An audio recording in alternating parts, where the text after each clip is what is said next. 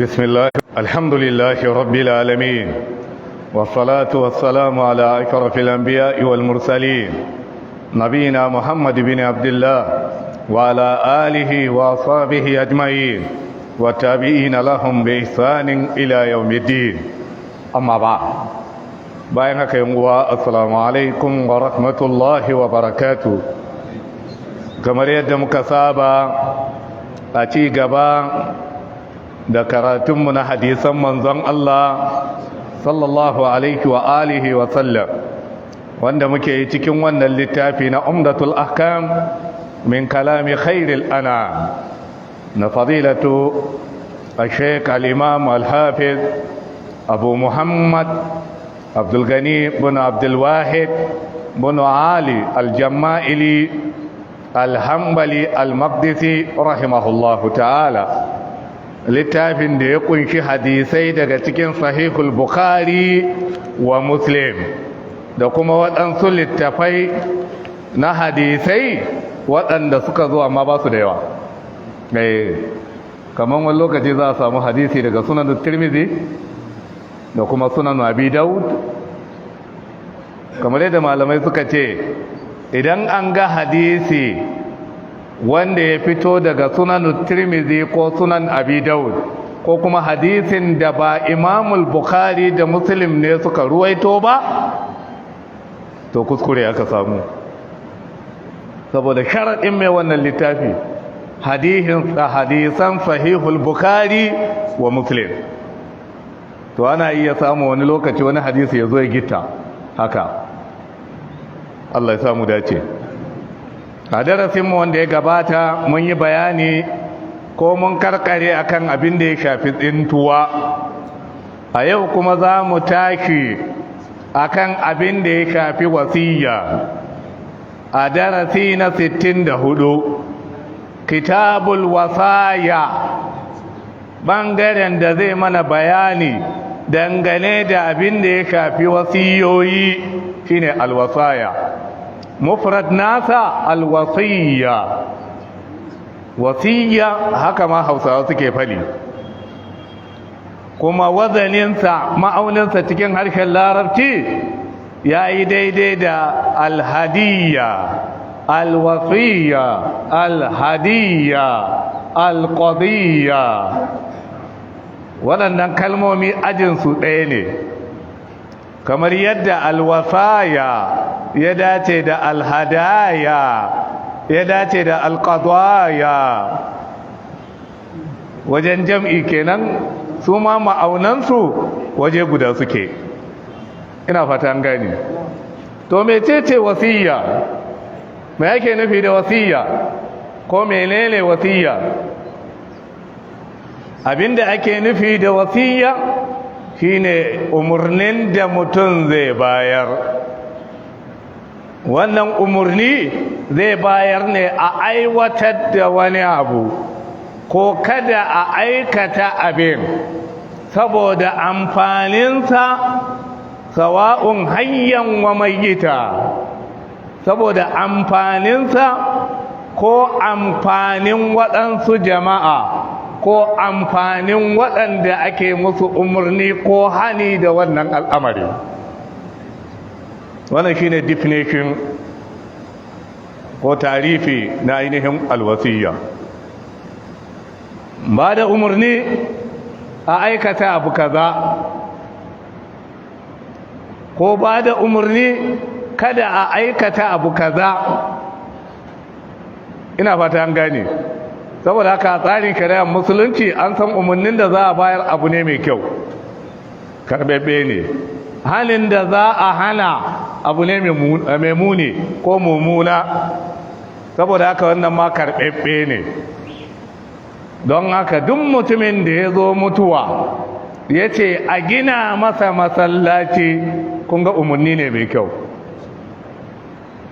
da ya zo mutuwa ya ce kada a kuskura a yi masa kuka saboda innal mayyita yu'azzabu fi qabrihi bi buka'i ahlihi alayhi aw bima niha alayhi saboda ihun da aka yi masa kun ga wannan hali ne kuma wasiya ce kamar yadda yake koda mutum bai kusan mutuwa ba ce usika ya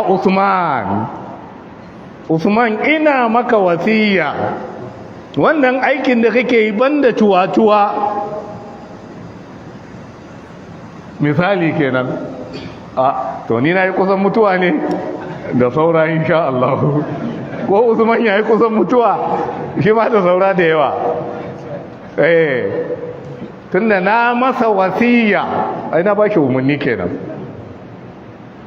na masa wasiya ya rike amana na masa wasiya banda cuwa-cuwa kaga hani kenan amma abinda aka fi daukawa shine mutumin da ya kusan mutuwa yayi wasiya to ba lalle haka ba sannan kuma a cikin tarihi ko definition mun yi maganar cewa amfanin zai koma kan wanda yayi wasiyar ne ko waɗansu mutane daban ko waɗanda aka yi musu wasiya saboda haka akwai amfani a cikin wasiya duk mutumin da ya zo mutuwa ya ce a cikin dukiyansa a ɗauki wani ɓangare a gina masa masallacin an gina masa masallaci wa zai ci amfanin shi ne bayan mutuwansa zai ci amfanin wannan amfanin gare shi ne sai dai ba a cika son haka ba kai baka yi aiki ba sai da lokaci ya kure ka ce a yi kaza don ba yi sa'a ba ka hadu da 'ya'yan iska sai bayan an ji an bitsi ne ka an gama kwana 3 ne ko kwana nawa ne idan aka zo ana bayani sai ya ce ai baba ya bar wasiya sai wani ɗansa ya daga hannu ya ce me yasa baba bai yi ba ai wannan gangaci ne wannan gangaci ne da Allah zai tayar da kai ka dawo a lokacin ka ji abin da suka faɗa me za ka yi ma wannan yaro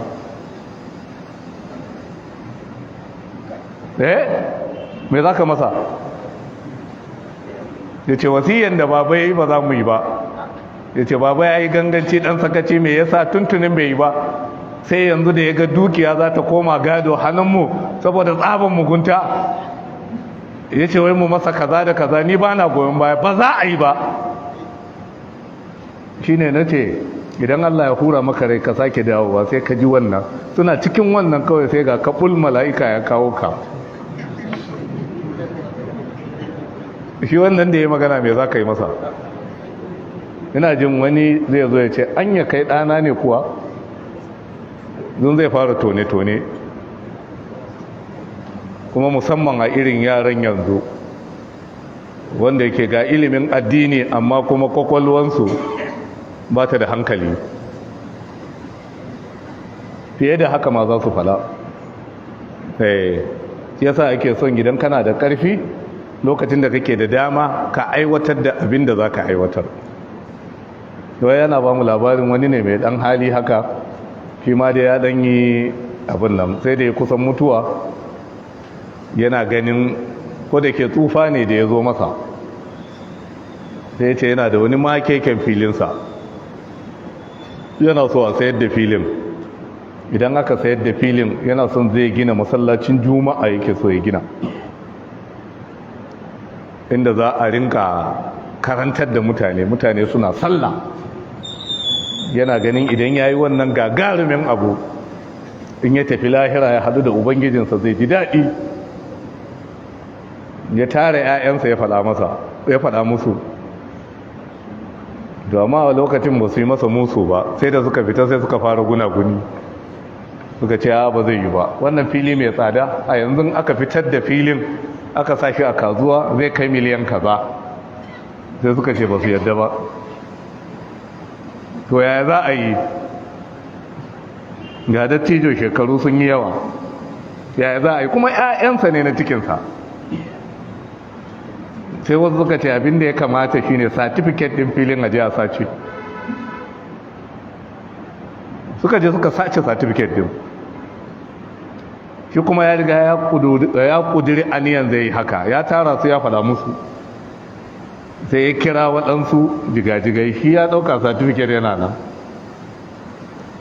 ya ce zai ɗora musu alhakinsu sayar da filinsa a samu inda za a gina masallacin juma'a mutane su rinka sallah a ciki kai ta duba certificate ba a samu ba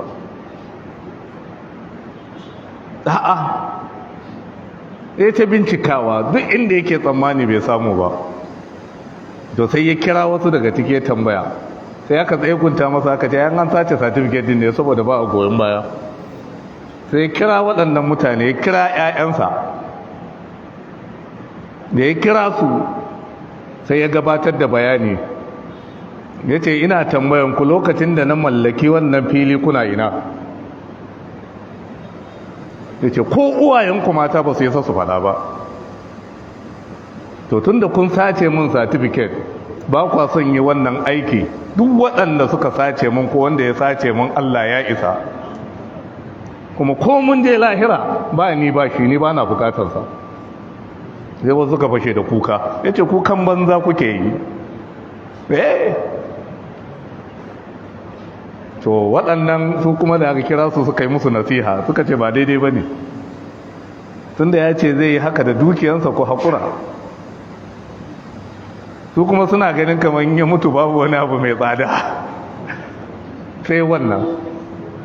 Shi kuma tun kafin ya fada rashin lafiya mai yiwuwa ya karanta ɗaya daga cikin hadisan da makaranta ne, shi yasa ya yi maza saboda in ka kwanta rashin lafiya to fa cikin dukiyanka baka da yanci 100%, kamar yadda yake kake da yanci a lokacin da kake da lafiyarka, da bambanci. kun ga shari'a ma ta kiyaye wannan, shine ake kira mura'atul masalih. to don haka waɗanda suka yi ta musu nasiha, ƙarshe da aka fito da certificate. sai wannan kwamiti suka ce to abinda ya kamata an aka sayar da filin a dauki wani bangaren kudin, a'a ba shi dai, ai su yanzu ba a maganansu, saboda already ransa ya riga ya ɓace. a irin wannan duk wanda ya yi haka already ya riga an samu matsala tsakaninsa da ubansa, mai warware ba sai Allah, duk ba wanda ya sai warware. ko an danne ka haƙura, abin yana zuciyanka. aka je aka sai da fili, bayan an sai da fili aka zo aka ce an sai da fili kaza, amma ana ganin ba duka kudin za a dauka a gina masallaci ba. yace shi duka kudin za a dauka. aka yi ta yi da aka dauki wani kudin aka bashi. yace wallahi ba domin yana gudun kar ya shiga wulakanci ko da iyalansa matansa su shiga wulakanci ba, yace yanzu ba ya ta yaya, da gidan da yake ciki ma sayarwa zai yi. da ce kowa ya nemi nasa. to kun ga ransa ya baci. to shi ne aka gina masa masallaci. bayan an gina masallaci ba daɗe ba kuma sai Allah ya karbi ransa. to amma fa mutanen anguwa da wannan kwamiti suna ganin 'ya'yan wannan labari zai faɗo, to mushkilan kenan. kuma duk wanda ya sani yana ganin ka ko liman ka zama, idan ya ganka ka yi playing role a cikin wannan to sai ya tuna. shi yasa ake taka tsantsan akan ire-iren waɗannan al'amura. to wannan na kawo wani diversion ne, tun da labari ne na kawo. Allah ya kyauta. to shi yasa tun lokacin da mutum yake da ikonsa, yake nan sai ka je ka yi. kana da ikon ka ma za ka je ka yi wani abu ma 'ya'yanka ba san mai ka mallaka ba. ayin kaga mutum ya bar 'ya'yansa suna sanin me ya mallaka, yana ganin yayi kusan tafiya ne ko. to ka sani duk lokacin da 'ya'yanka da matanka suka san duk abin da ka mallaka, to fa ka tabbatar baka da yancin ka yi duk abin da ka ga dama, ko aikin alheri ne. zai yi wahala su yadda, sai dai za ka taka su ka gwada ikonka. a haka ma idan ba a kawo maka tsegumin bakar maganan da wani ɗanka ko matarka ta faɗa ba, saboda an kawo maka irin wannan magana za ka ji a to shi waye hadda zai faɗa maka haka, kana matsayin ubansa, ko ita wace ce da za ta faɗa maka haka kawai don ta zo ta haihu da kai. Allah ya sauwake. wasiya akwai amfani ga wanda ya yi wasiya. in an gina masa masallaci ko islamiyya ko aka tona rijiya, duk lokacin da aka yi amfani da wannan lalan nawaye na wanda ya yi wasiya. sai dai kuma a karkashin wannan waɗanda suka aiwatar da wasiyan ma zai musu amfani. ko kuma ya yi wasiya da cewa idan na bar duniya kun ga dangantakan nan ku yi kokari ku kiyaye. kun ga dan uwana wane duk da kasancewa makiyina ne, to tsakaninku da ƴaƴansa ban yadda a jiki yayya ba, kamata yi ku yi zumunci, ba ruwanku da abin da ya faru tsakaninmu, in mun je lahira ma warware. da kun ga wannan akwai amfani ga suwa ga yayin da za a bari a baya, don shi in ya riga ya mutu kenan. waɗanda ake musu wasiya su za su amfana, kamar yadda yake aka gina masallaci za a waɗansu ne za su amfana, islamiyya ma waɗansu ne da 'ya'yansu za su amfana, haka ne. to shi yasa a cikin wasiya akwai amfani, kuma asali da farko wasiya dole ne kafin a bayyana gado, saboda gado na farko a tsarin gado irin na jahiliya ake yi, kafin musulunci ya kawo tsarinsa. to kafin musulunci ya kawo tsarin gado akwai wasiya, kutiba alaikum idza hadara ahdakumul mautu in taraka khairan alwasiyatu, shine kutiba, jawabin kutiba. me yasa yazo kutiba? me yasa ba ce kutiba ba? tunda alwasiyatu muannas ne. me yasa ba ce kutibat alaikum idza hadara ahdakumul mautu in taraka khairan alwasiyatu? me yasa ba ce kutibat ba? arama dalilin da yasa ba a ce kutibat ba, saboda an raba tsakanin fi'ili da fa'ili da abubuwa da yawa. wato wata irin murdaddiyan aya ce, kutiba alaikum. ma za kutiba alaikum? shine alwasiyya. inda an kawo su kusa sai a ce kutibatil wasiyyatu alaikum idza hadara ahdakumul mautu, amma ayan ba haka ta zo ba, sai da aka kawo alaikum idza hadara ahadakumul mautu, nan ma aka raba tsakanin me tsakanin fi'ili da fa'ili, aka kawo maf'ulin bihi a tsakani wa huwa mudafu mudafun ilai. anyway, ina fata da dan fahimci wannan bayani. abinda aya ta ce kutiba alaikum, an wajabta akan ku, idza hadara ahadakumul mautu, idan mutuwa ta zo ma ɗayan ku, in taraka khairan, idan ya bar alheri. wal muradu bil khairi huna al mal. yasa yake ce wanda yake da dukiya ki zai yi wasiya, wanda bai da dukiya zai yi wasiya da dukiya sai dai nasiha da ba da shawari. ina fata an gane. in taraka khairan, idan ya bar alheri. waɗansu malamai ma sun yi istinbadi sun ce duk wanda yake da dukiya yana daga cikin ni'iman da Allah ya yi masa, yadda ya hore masa hanyoyin shiga aljanna. saboda in kana da kudi ne zaka ce ayi kaza na aikin alheri, in baka da shi fa sai dai ba da shawari.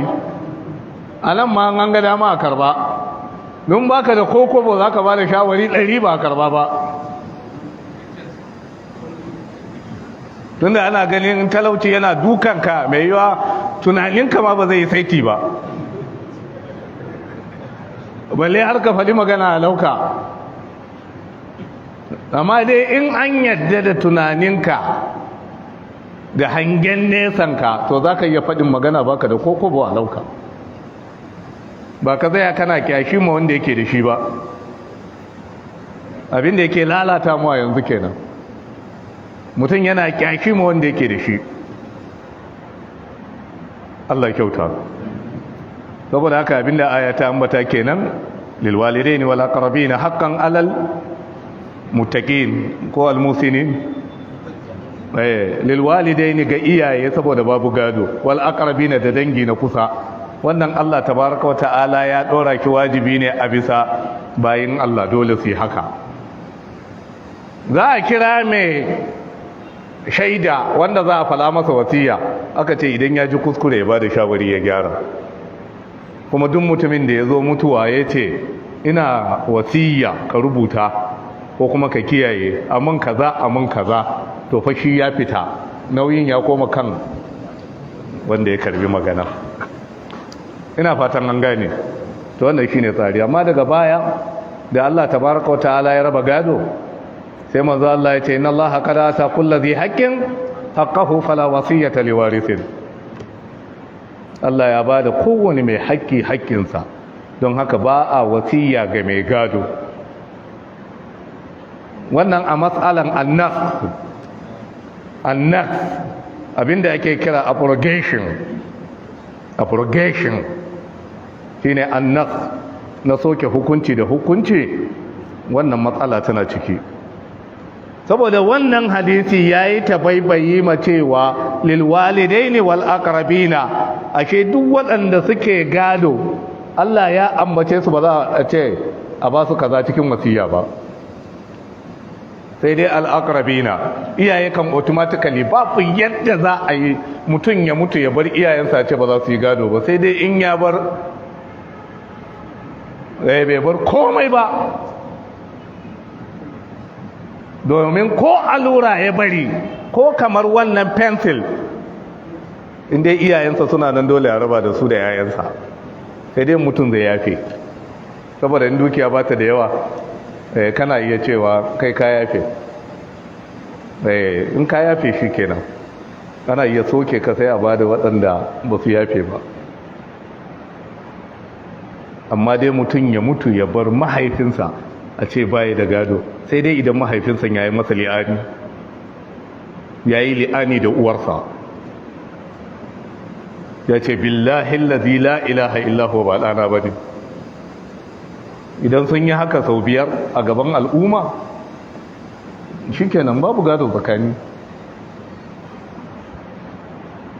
Ko kuma a ce mutum ya mutu ya bar mahaifiyarsa a ce babu gado tsakaninsu, ba zai yiwu ba. Kuma ko ɗan shege ne, saboda akwai gado tsakaninsa da uwarsa.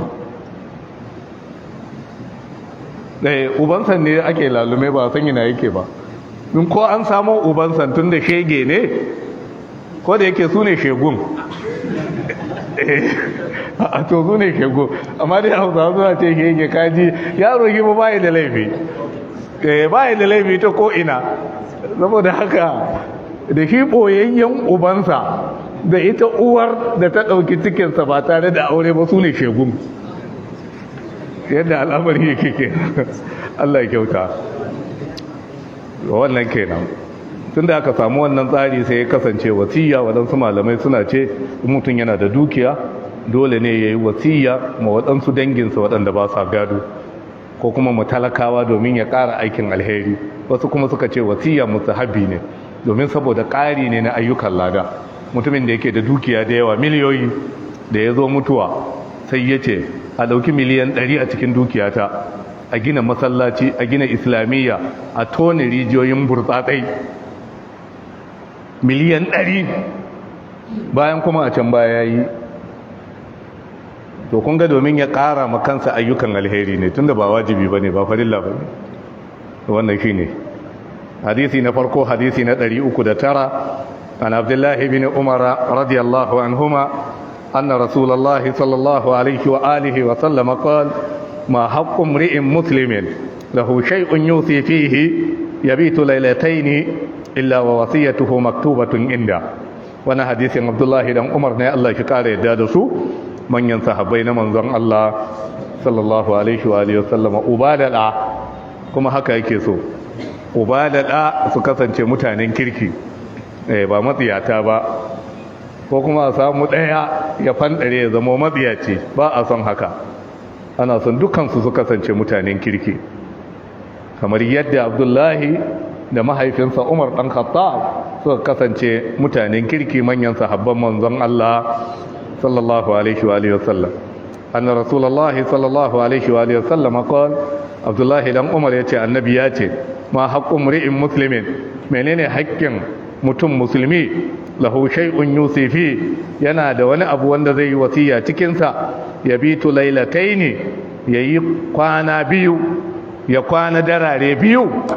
Kun san su da larabci mafi yawa suka tashi ba da labari sai su ce laila, dare daya, lailatani, darare biyu, ko kuma su ce me salatu layali, darare uku. Su sun fi lissafi da dare, mu kuma a lissafin mu mun fi amfani da yawmu. da wuni su suna lissafi da dare mu muna lissafi da wuni su ma suna yi da wunin amma ba sosai ba wannan musamman da suka karanta languages su ne suke bayani akan wannan luga na'am to annabi ya ce bitu lailataini mutum ya kwana darare guda biyu ya ce illa wa wasiyatuhu maktuba inda ba ce wasiyarsa tana rubuce a wajensa da ma'ana ko da baka san lokacin da zaka mutu ba to kar ka bari ka wuce kwanaki biyu balle ka je uku ba tare da ka rubuta wasiyanka ba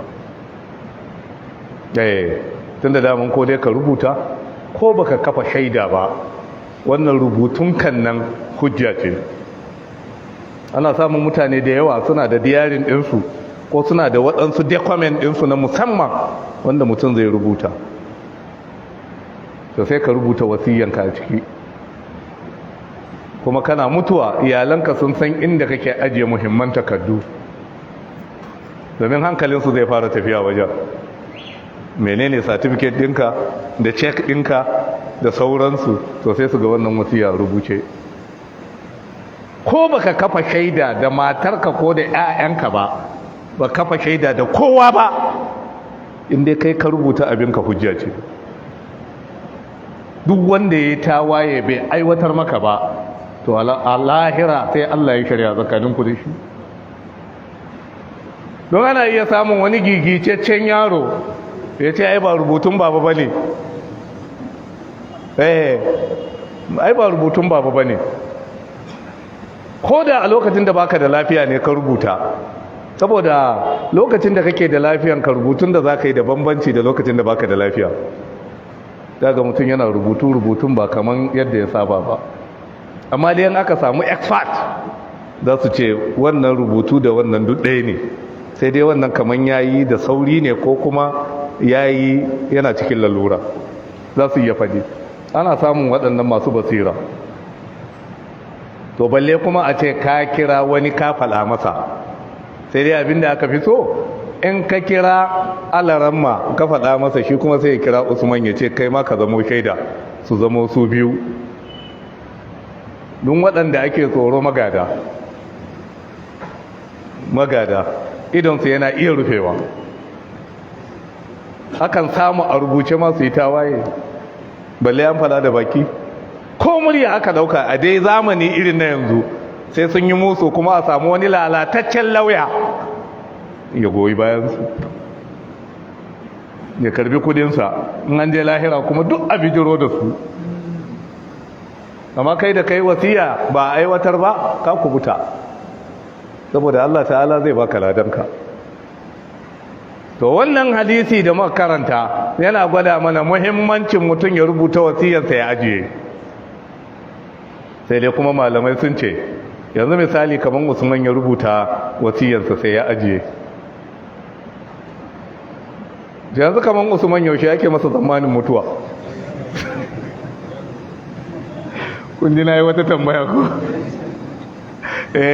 ɓambaragwai yanzu Usman ya kai shekara 40 da wani abu ko bai kai 40 ba to kagan ba kai 40 ba kana 35 37 to yaushe yake maka tsammanin mutuwa gabar ya ba da amsa wani ya ba da amsa to Usman da yi ba ma masa tsammanin mutuwa da wuri inda ba kaddara ba yanzu yana da shekara 35 ko 37 muna tsammanin Usman muna masa fata ya kai shekara 80 da wani abu ko 90 da wani abu ayyayi sheka ko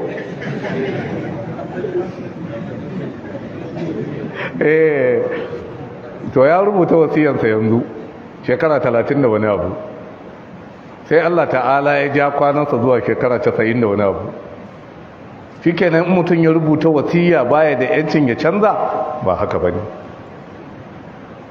in ka rubuta wasiya duk lokacin da wani canji ya zo kana iya canzawa male yanzu kana da shekara 30 da wani abu ai kaga kudin da ake tsammanin zaka samu idan ka kai shekara 50 da wani abu ko 60 da wani abu yafi na yanzu aka ce kwarai ma sosai to Allah ya sa a dace to ai kaga idan mutum yanzu ya mallaki miliyan ɗaya rubuta wasiya cewa a ciki a ɗan ɗauki 100,000 a yafi kaza, sai bayan shekaru 10 ko 20 da ya lissafa abin da ya mallaka sai ya samu ya mallaki miliyan 10 ko 20. kuna ganin wannan abin 100,000 ɗin nan ba zai canza shi ba? zai iya canza. to wannan shine amfanin wannan. Kuma ta ɗaya ɓangaren yanzu ana samun mutuwan fuji'a bagatatar wahum la yashurun. mutuwa ta zo wa mutum ba tare da ya shirya ba, musamman ma a yanzu hanyoyin mutuwa suna da yawa. kunga ulcer tana kashe mutane lokaci guda, ga kuma bugun zuciya, ga hawan jini, ga diabetes, ciwon shuga ne ko menene lokaci guda. sannan ga na'urorin nan iri daban-daban, sawa'un mota ce ko menene. kaga mutum yana zaune a gefen hanya, mota tana iya kwanansa ya kare sai mota tafi kansa, ko tayan mota da wheel da wannan karfen zai iya zuwa ya buge shi. mutane nawa suke noma a gona, tayan mota ta fita ta kade su ta kashe su, kuma na cikin mota ba su mutu ba. faman lam yamut bi sayfi mata bidunihi ta'addadatil asbab wal maut wahid. ta'addadatil asbab, saboda sabubba suna da yawa. da shi yasa in ka rubuta wasiyanka ko da mutuwa ta zo maka bagatatan, already ka riga ka sauke nauyin da yake kanka, ko kuma ka rubuta bukatanka wanda kake son a yi maka koda bayan mutuwanka. kun ga wannan hadisi yana da muhimmanci a wannan bangare. shi yasa a ruwayan imam muslim, imam muslim a cikin ruwayansa akwai kari. qala ibn umar, abdullahi dan umar radiyallahu anhuma yace fa wallahi, yace na rantsa da Allah, ma marrat alayya layla, yace tunda naji annabi ya faɗi haka ban bar dare ɗaya ya wuce ni ba. منذ سمعت رسول الله صلى الله عليه وآله وسلم يقول ذلك تند نجي النبي ya faɗi haka illa wa wasiyati indi, face wasiyata tana rubuce a wajena. yasa kai ma baka sani ba yau kana komawa ka tattara tunaninka. na mallaki gida a Adamami, ina da gida a Kashuri ko gona, ina zaune a nan Azare, ina da sheya a kamfani kaza. sai ka yi kiyasi. in ka yi kiyasi sai ka ce to na rubuta wasiya, ya Allah ka shaida idan na mutu iyalaina su sayar da gonan Kashurin nan su gina mini karamin masallaci ko da na kamsu salawati ne a inda mutane suke bukata. sai ka yi sayinin ka ajiye. sai shi kenan in an kwana biyu ka samu ci gaba kana son ka canza sai ka canza, za ka iya canzawa. bayan ka mutu aka zo aka dauko wannan takarda aka ce ba yadda ba, bai taso ba ma. lokacin da duniya take zaune lafiya akwai gaskiya, ba a doguwar jayayya. shi yasa ba a raba gado sai an gama dudduba waɗannan abubuwa.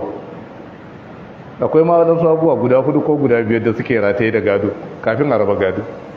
kun ga abu na farko mu'unut tajhid, mutum yana mutuwa hidimomin da za a yi wajen bizine shi, da likafaninsa, da tonon kabari, da daukan gawansa.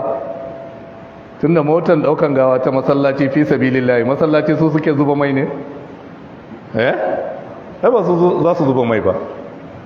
yanzu za a dauki gawa daga nan angon a kai makabata a je a dawo, ai zai ci mai ya kai galan daya ko rabin galan. to kudinsa nawa ne? galan daya lita 4 ko lita 5, kudinsa nawa ne? a cikin dukiyarsa za a dauka bayar, in ba a samu na fi sabilillahi ba. likafani idan bai ajiye ba waye zai masa? a cikin kudinsa za a saya masa likafani. masu tonon kabarin da suke tonewa fi sabilillahi ne, gwamnati tana biyan su ne. yana jin kowane rami da 1,000 ne ko 2,000 ne, ko shi ma an kara masa farashi ne. ka gani? saboda gara su je su tone kabarin a biya su. za su tone a biya su akan su je su yi sata ko su zauna ba su da abin da za su ciyar da iyalansu, to za a biya da duk waɗannan abubuwa to za a biya a cikin dukiyarsa. In kuma wani ya ɗauke shi kenan, wannan dole ne, wannan haƙƙi ne kafin a fara lissafin komai. Daga nan kuma sai haƙƙin Allah. Za ka samu wani mai kuɗi ne akwai zakka bai fitar ba, ko ya noma riɗi, kawai abin da ya rage shi ne a tattara riɗin waje guda domin a yi lissafi a fitar da zakka, sai Allah ya ɗauki ransa. Ko kuma ya noma gero, ina jin wurare da dama duk an yi girbin gero. In ka ga wani gero a tsaye to dauro ne, geron da yake tsaye bai da yawa a yanzu, sauran dauro ne. Saboda haka already ya riga ya kai zakka bai fitar ba, Allah ya karbi ransa. Ko yana da dabbobinsa sun kai zakka, lokacin ba da zakka ya yi sai Allah ya ɗauki ransa. Balle wanda yake da kuɗi a banki a ɓoye, to fa sai an fitar da haƙƙin Allah. Domin me? Bashin Allah shi ya fi cancanta a biya. Mun karanta hadisi kwatankwacin wannan a can baya. Saboda haka sai a bincika a samu, a'a baba ya fitar da zakka kuwa? A bai fitar da zakka ba, to ku ba da haƙƙin Allah. Yanzu haƙƙi ya koma kanku. Idan ba ku bayar ba, to a lahira Allah ba zai kama shi da laifi ba. To daga nan kuma sai haƙƙin wa? Sai na mutane. Ya je ya ciwo bashin buhun masara a can, ko mudun shinkafa 2, wanda mai tireda yana bin sa bashin kaza, mama mai sai da kayan abinci tana bin sa bashin kaza, duk sai an tattaro. Ba a raba gado sai idan an biya bashi. Jingina wanda aka yi sai an warware, saboda jingina akwai sarkakiya, mun karanta a can baya. To daga nan kuma sai a je maganan wasiya. Kun ga na farko an yi hidiman bizine shi, na biyu an fitar da haƙƙin Allah, na uku an fitar da haƙƙin mutane. Sai a je kan wasiya, sai a ce to nawa ya mallaka, sai a kasa gida 3, yana da kashi 1. Yana mataccensa yana da kashi 1 cikin dukiyarsa. Daga nan kuma sai me? Na 5 sai gado. Ina fata an gane. Duk da kasancewa aya ta ce min ba'di wasiyatin yusi biha aw daynin, an gabatar da wasiya kafin bashi.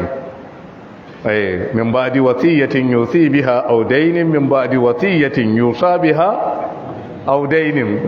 Kowanne wannan mabniul lil majhul, wannan mabniul lil ma'lum. Amma abin da yake aka ga annabi yayi, sai da ya gabatar da bashi kafin ya gabatar da wasiya, saboda bashi haƙƙi ne. Wasiya kuma kamar neman lada ne. Wannan kenan. Wannan hadisi yana gwada, ƙarin Imam Muslim yana gwada Abdullahi dan Umar yana saurin koyi da manzon Allah sallallahu alaihi wa sallam. To ga hadisi mai dan tsawo. عن سعد بن أبي وقاص رضي الله عنه قال جاءني رسول الله صلى الله عليه وآله وسلم يعودني عام حجة الوداع من وجع اشتد بي، فقلت يا رسول الله قد بلغ بي من الوجع ما ترى وأنا ذو مال ولا يرثني إلا ابنة، أفأتصدق بثلثي مالي؟ قال لا. قلت فالشطر يا رسول الله؟ قال لا. قلت فالثلث؟ قال الثلث والثلث كثير، إنك أن تذر ورثتك أغنياء خير من أن تذرهم آلة يتكففون النار، وإنك لن تنفق نفقة تبتغي بها وجه الله إلا أجرت بها حتى ما تجعل في امرأتك. قد كني على وياتي في امرأتك، في امرأتك، في امرأتك، أو نوجه هكذا كوغني. قال فقلت يا رسول الله وخلف بعد أصحابي؟ قال إنك لن تخلف فتعمل عملا تبتغي به وجه الله إلا صرت به درجة ورفقة، ولعلك أن تخلف حتى ينتفع بك أقوام ويضر بك آخرون اللهم أمد لأصحابي هجرتهم ولا تردهم على أعقابهم لكن البائس سعد بن خولة يرسله رسول الله صلى الله عليه وآله وسلم أن مات بمكة. wannan hadisin Sa'ad bin Abi Waqqas Allah ya kare yadda da shi yana daya daga cikin mutane 10 da aka yi musu albishir da gidan aljanna. Sa'ad bin Abi Waqqas ba warai da gaske yana da mankaba kusan shine na 7 ko na 8 wajen shiga addinin Allah. yana daga cikin asabiqun al-awwaluna min al-muhajirin wal ansar wa huwa awwalu man rama bi sahmin fi sabilillah.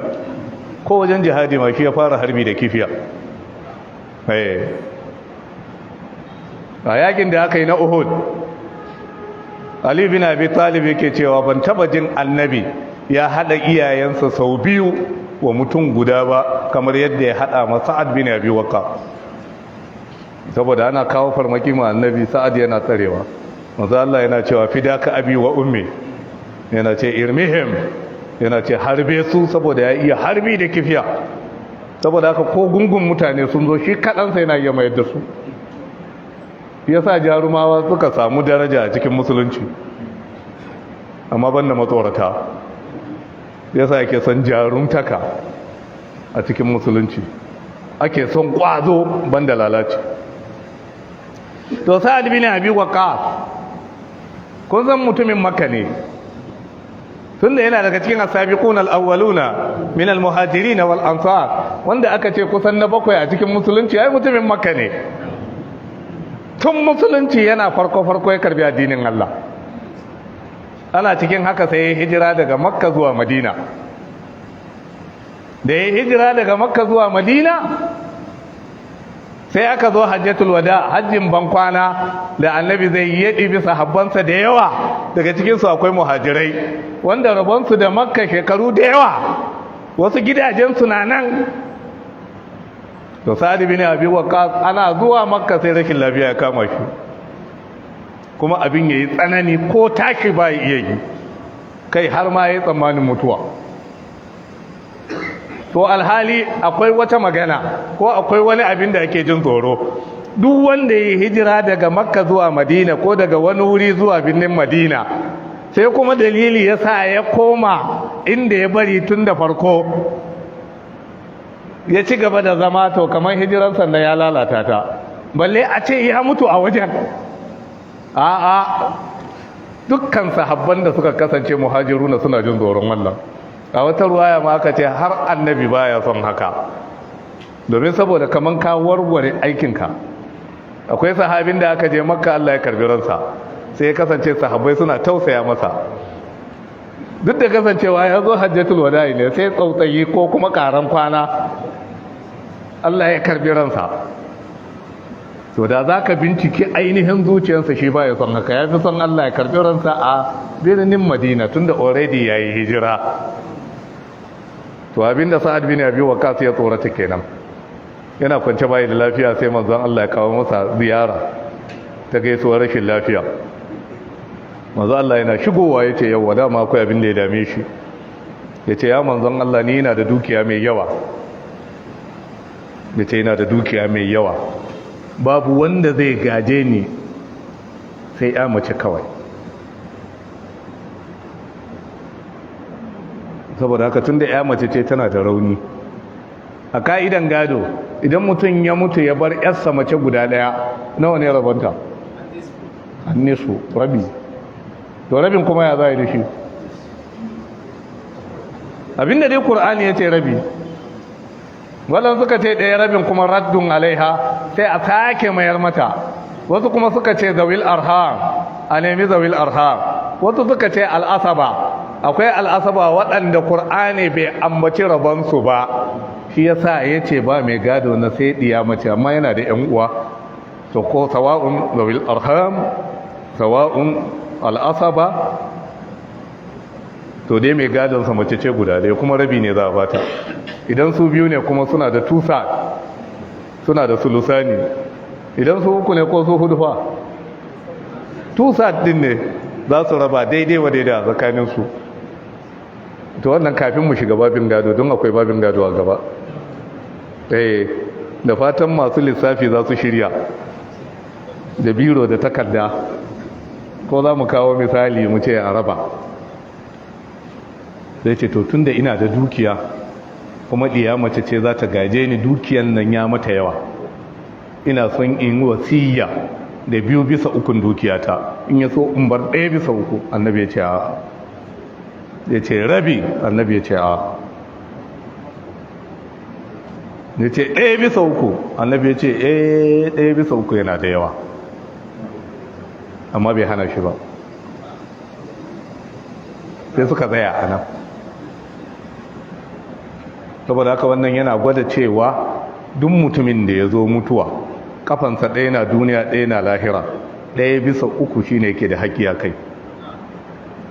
don haka in kana da miliyan 90, miliyan nawa ne naka? miliyan 30. kada wani shegen yaro ya zo ya ce a'a ba zai yiwu ba, ba zai yiwu ba, miliyan 30 din nan naka ne, wannan Allah ya zattar maka. su kuma an bar musu miliyan nawa? 60. bai ishe su ba?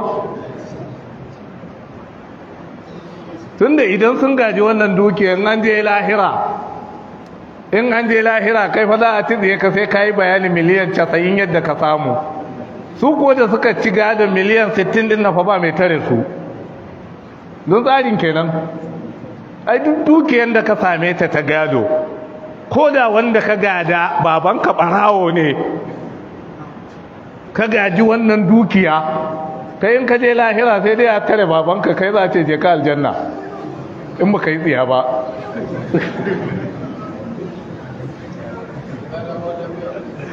Allah ya kyauta.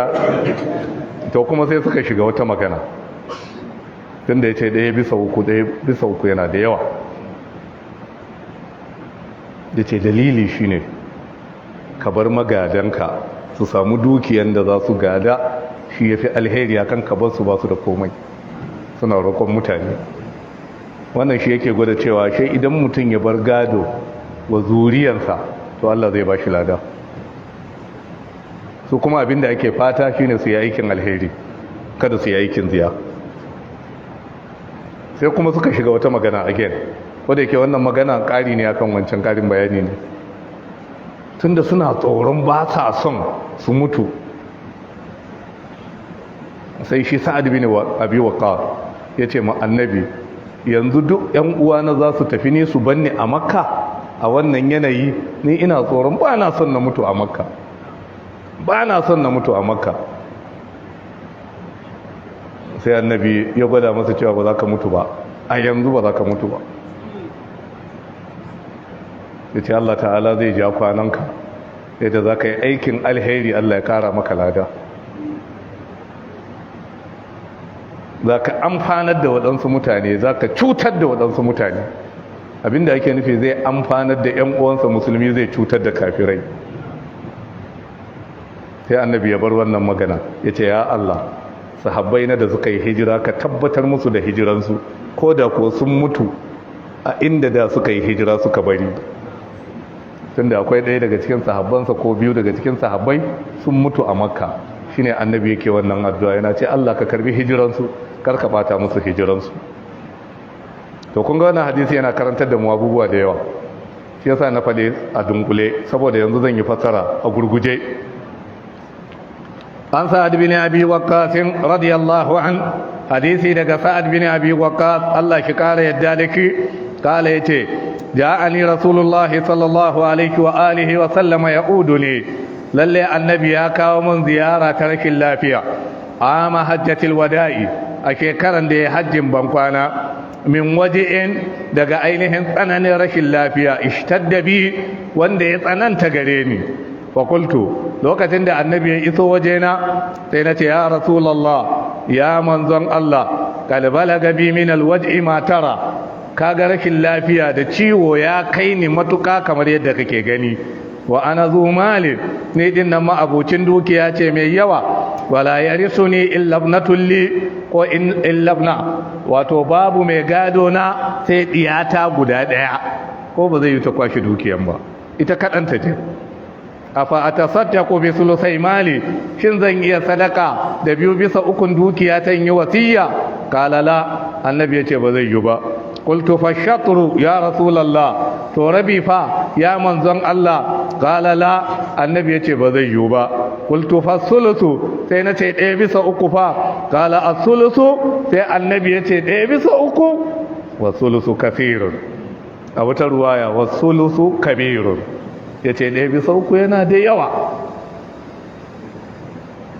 amma bai hana shi ba kunga wannan ya gwada ya halatta kenan shi ne za mu karanta hadisi na can ƙarshe abdullahi dan abba ya ce tun da annabi ya ce wasulusu kasiru to da Allah duk wanda zai yi wasiya ya yi ƙasa da 1/3 idan miliyan 90 ka bari ba mun ce kana da miliyan 30 ba to sai ka dawo miliyan 25 sai ka yi wasiya a miliyan 25 ai kaga ka rage a dauki 1/4 maimakon 1/3 tunda annabi ya gwada yana da yawa amma kai da 1/3 dukiyanka ba kai haramun ba ba kai laifi ba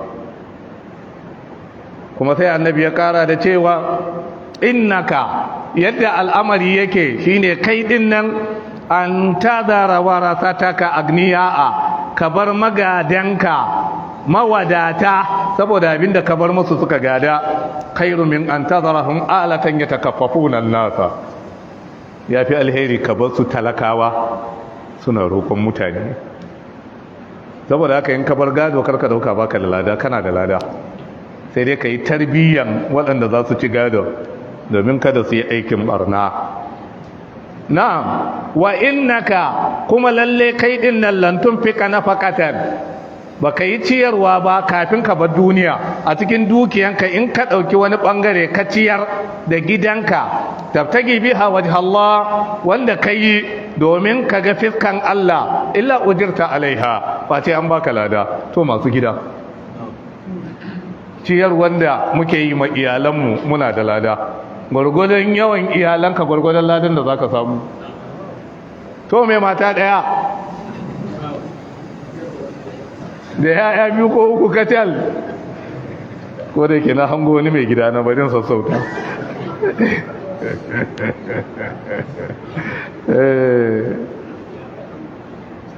hatta ma taj'alu fi imra'atika har abinda zaka sanya a bakin matarka idan ka aure ta ko ƴaƴanka da menene dole ne ka ciyar da su haka ne ko to wani lokaci za a zo a zauna yaro karami yana son ya ci abinci ko bai iya cin abinci ba za ka iya kana daukawa kana baki haka ne me yasa ka dauki abinci ka ba da yaro karami saboda bai iya cin abinci ba kai ka samo abincin aka sarrafa kuma kai ka zauna kana wahalan ba da ɗanka abinci kaga kana da lada hawa nawa sai kuma matanka bayan ta gama girki ka je ka haɗo kayan abinci ta gama girki an zo an ajiye da ta ce malam sai ba zan sa hannuna ba zan ba ta hannuna ba ni ka ba ni a baki na ga wani tijo yana dariya mai yiwa matarsa ta kan sage haka ta ce ni ba sai ka ba ni a baki to abinda hadisi ya karantar in ka ɗauki abincin ma ka sanya mata a baki ba an yi haka saboda soyayya ba don kuna cikin rikici ko ka ba ta ba za ta ci ba amma gana zaune lafiya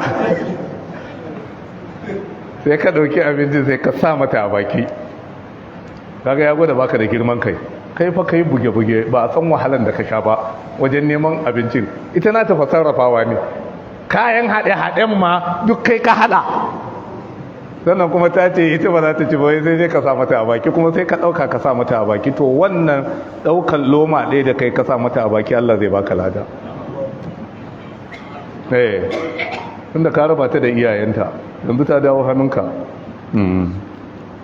gwargwadon yawan matanka gwargwadon yawan abincin da za ka samu su a baki gwargwadon yawan ladan da za ka samu hannunka mai sanda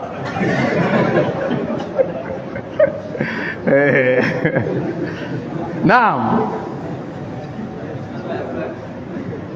kala sai kuma yace fa qultu ya rasulullah sai nace ya manzon Allah ukhallafu ba'da ashabi yanzu za a banni bayan abokan hijira na sun riga sun koma binnin Madina za a banni saboda yadda yake ko a dauke shi akan dabba ma ba zai yi ba saboda tsabar rashin lafiya shi kuma baya son ya mutu a Makka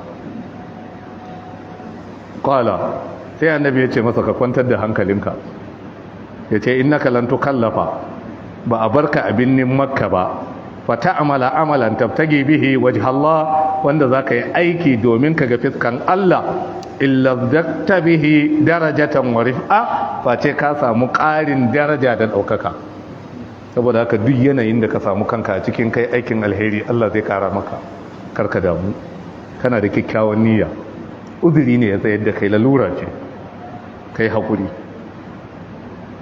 sai kuma annabi ya faɗa masa wata magana wanda tana ɗaya daga cikin mujizozin manzo Allah sallallahu alaihi wa sallam yace wala allaka an tukallafa hatta yantafi abika aqwam yace ba mamaki Allah ya barka har mutane da yawa su amfana da kai an ce kai tsaye bai gwada cewa Allah zai bar shi ba yace ba mamaki amma abinda annabi yake nufi shine Allah zai bar shi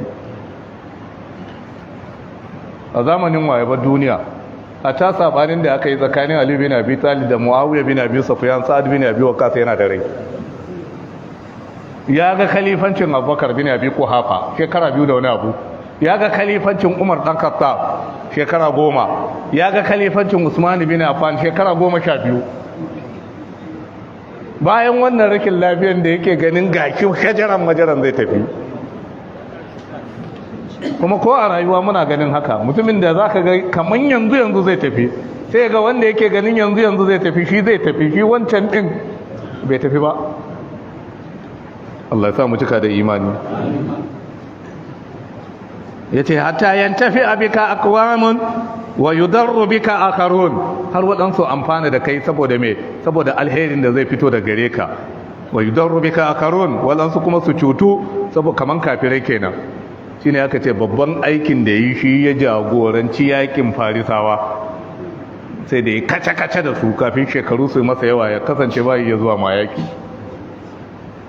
shi ya jagoranta shine annabi ya addu'a ya ce Allahumma ya ubangiji amdili ashabi hijratahu ya ce ya Allah ka zattar da hijiran sahabbaina ka karbi hijiransu wala taruddahum ala aqabihim karka mayar da su bisa dugadugansu su koma da baya lakin alba'ithu sai dai wanda ake tausaya masa shine Sa'ad bin Khawla me yasa ake tausaya masa yarsilahu rasulullahi sallallahu alaihi wa alihi wasallama amma tafi makka saboda annabi yana tausaya masa ya mutu a binnin makka shi yayi hijira da aka zo makka sai kwanan sa ya kare to yana tausaya masa amma ya masa addu'a wannan ba wai yana gwada cewa hijiransa ya baci ba abinda shi Sa'ad bin Khawla din da sauran sahabbai ba sa so ne abinda ya faru gare shi kenan to mahallu shahid namu shine maganan wasiya kana da 1/3 sai wannan hadisi an Abdullah ibn Abbas radiyallahu anhuma qala law anna an-nasa gaddu min as-sulus ila rubu'i fa inna rasulallahi sallallahu alayhi wa alihi wasallam qala as-sulus was-sulus kathirun Abdullah ibn Abbas kanin manzon Allah sallallahu alaihi wa alihi wasallam Allah shi kare yadda da su kala ya ce lau annan nasa ya ce da a ce mutane masu wasiya raddu mina sulusi ila rubuhi za su rumtse su dawo daga 1/3 zuwa 1/4 ya ce dalili fa inna rasulallahi sallallahu alaihi wa sallam kala saboda annabi ya faɗa a hadisin sa'ad bin abi waqqas as-sulusu wasiya da 1/3 ya ce was-sulusu kathirun wasiya da 1/3 yana da yawa saboda haka kaman annabi ya gwada kyama amma kuma bai hana shi ba ina fata an gane don mutum ya duba ya ga masu gadonsa duk mutanen banza ne to ya san yadda zai yi da dukiyarsa kafin ya bar duniya ya yi amfani da ita yadda za ta amfani shi kwarai da gaske in kuma akwai gauraye to sai yi iyakan abin da zai yi ya dogara ga Allah in kuma ya yi sa'a dukansu mutanen kirki ne shi kenan amma ba kasafai ne mutane suke gadon dukiya su yi aikin alheri yadda ya kamata ba. Saboda wanda ya wahala ya tara daban, wanda kuma zai zo ya gane ya ji daɗi ya murmure daban. Allah ya kyauta. Babul fara'id, sai babin da zai mana bayani akan gado, rabon gado, shine darasinmu na gaba insha Allah ta'ala. Abinda muka fala daidai Allah ya ba mu lada, abinda muka yi kuskure Allah ya gafarta mana. Subhanakallahumma bihamdika ashhadu an la ilaha illa anta astaghfiruka wa atubu ilayk. Wa assalamu alaikum wa rahmatullahi wa barakatuh.